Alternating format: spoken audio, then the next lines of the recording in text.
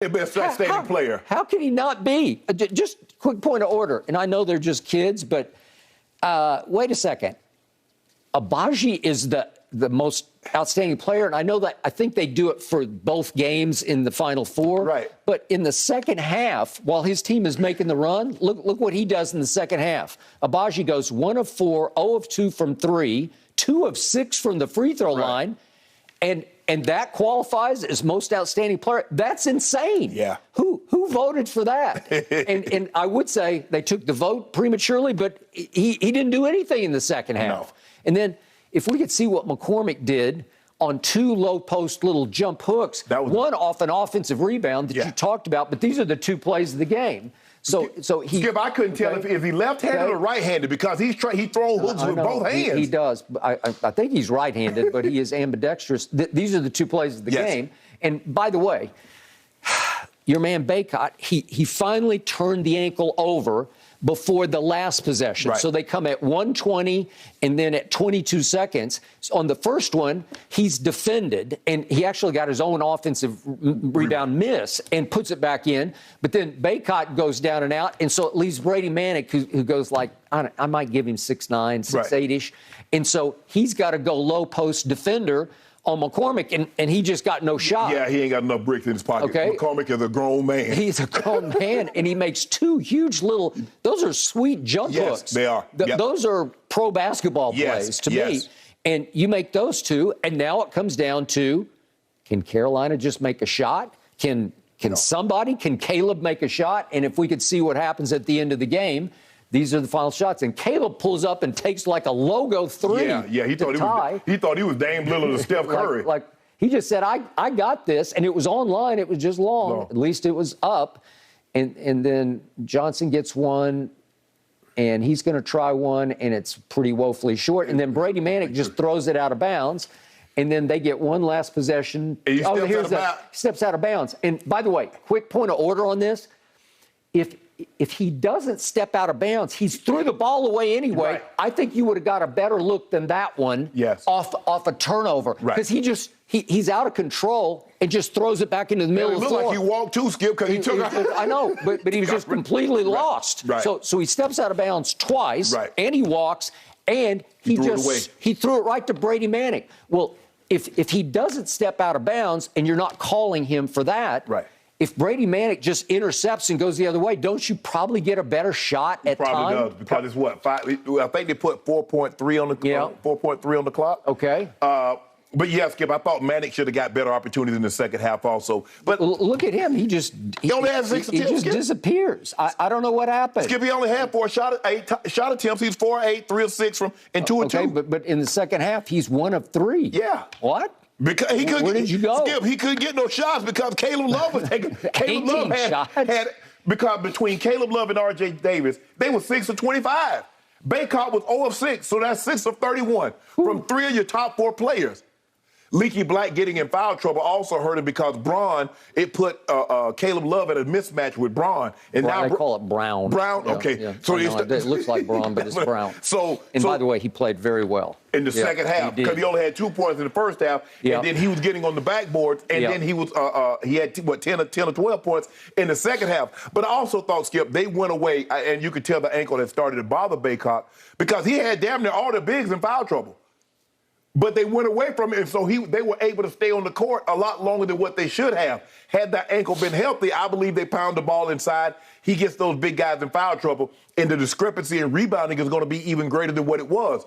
I don't want to take anything away from Kansas. Kansas clearly came out in the second half and said, look, let's pick up with pressure and see what happens. Let's go for 5 minutes. Guys, 5 minutes, let's see what we can do.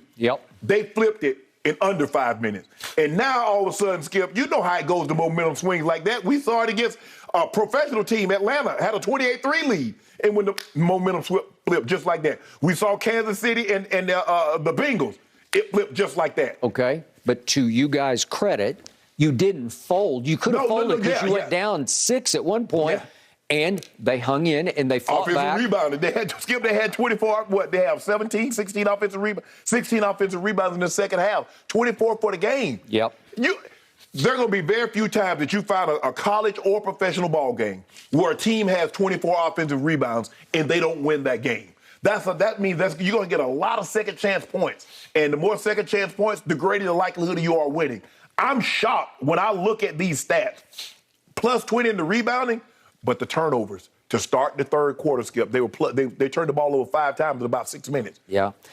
I know some people will say, well, your Tar Heels just ran out of gas, especially after 2 huge games against Duke, the first one at Cameron Indoor to end the regular season, and then certainly in the national semifinal where they just played higher, because they were just the 8th seed. There was a point I wasn't sure they were going to even get in the tournament. Right, yep. And maybe they just hit the emotional, psychological energy wall. Right. Where they started to run out of gas. I didn't really see that. I didn't see that either. I didn't see that either. But Skip, they brought that guy Remy Martin. What a name! Remy Martin. They brought Remy in, and he doesn't even start. And he got Carolina drunk with those threes because he started letting the threes go, Skip, and all of a sudden he made 3 out of 3 threes in the second half. In the second half, yep. And every time he let it go, I'm like, that doesn't look that good. Because he has a funny release on the ball, and the angle they do shot, I was like, that's not good. Damn, it went in. The one from the corner, I thought it was going to hit the backboard, and it swished. I don't know. He laid the ball up. He challenged Baycock with the left hand. That went in. They just start, and all of a sudden, you know how it goes. You get the momentum. You start to feeling confident. The basket get bigger and bigger, and Carolina's like, damn, we ain't get nothing. And the basket gets smaller and smaller. Yep. And next thing you know, with a 15-point lead, all of a sudden you find yourself down. All right. So as much as I personally like Bill Self, I think we should be objective and at least mention the fact that there is an ongoing NCAA investigation that has accused Kansas of 5 major violations in 2019 stemming from Adidas payments to recruits. The case, which could deal Kansas a postseason ban and Bill Self a significant suspension, remains unresolved. Okay, so that's hanging over. Yeah. And Mark Emmert, the president of the NCAA, then had to award the trophy, which I don't think he was real keen on awarding to the Jayhawks.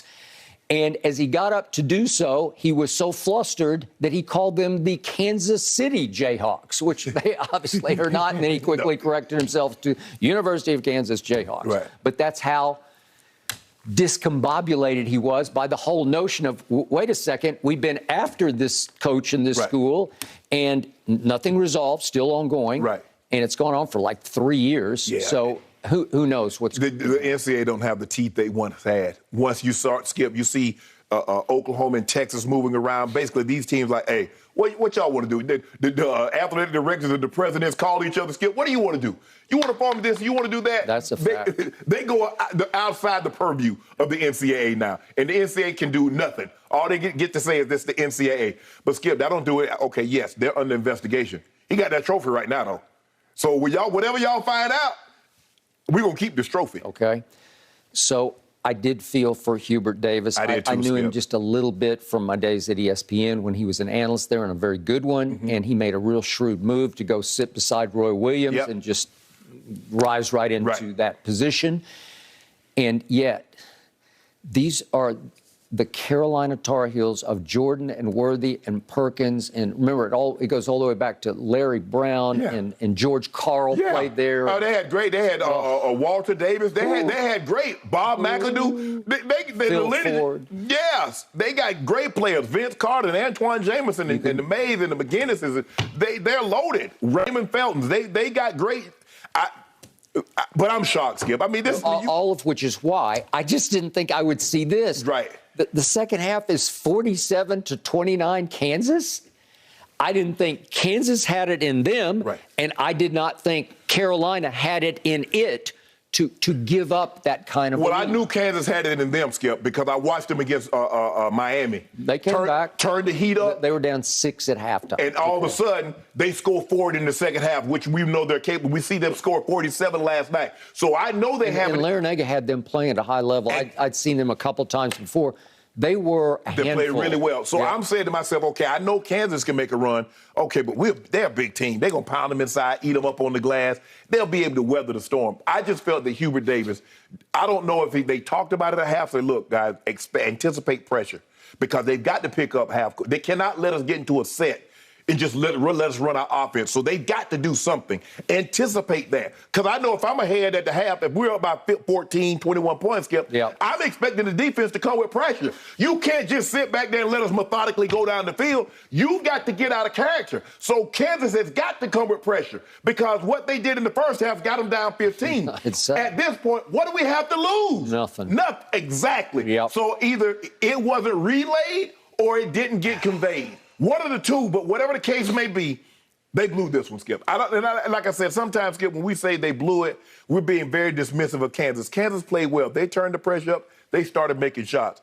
But 15 points, Skip, if you run your offense, if you don't turn the ball over, it's hard to see a scenario in which they come back and do what they did. Just remember, Kansas didn't shoot them out of the gym in the second half. They made 4 of 10 threes, which is fine, but it's not making 10 threes in the second half. It's not 6 of 10, 7 of 10. No, it's not. And in the end, I admired Caleb Love. I like what he's made of because he is fearless. He's one of those scorers, those shooter scorers, who just says, I got this. And if I miss that one, I'm going to make this one. And he just kept missing to the bitter end. And when you go 4 of 18 in the second half, you're probably going to lose. And when he twisted his ankle, Skip, obviously he didn't have the same burst, the same lift. But Carolina shot 28% from the floor in the second half. They were 2 of 12 from the three-point line. That's 17% and 8 turnovers. Hence, that's how you blow a 15-point lead. Whew. But well, congratulations to the Jayhawks, guys. You did do that. It was a great game. You know, they took a little inspiration from that 2020 team and Bill Self talking about his late father at the end. It was wonderful all the way around. Okay, good stuff, guys. Still to come. Did Magic Johnson just throw shade at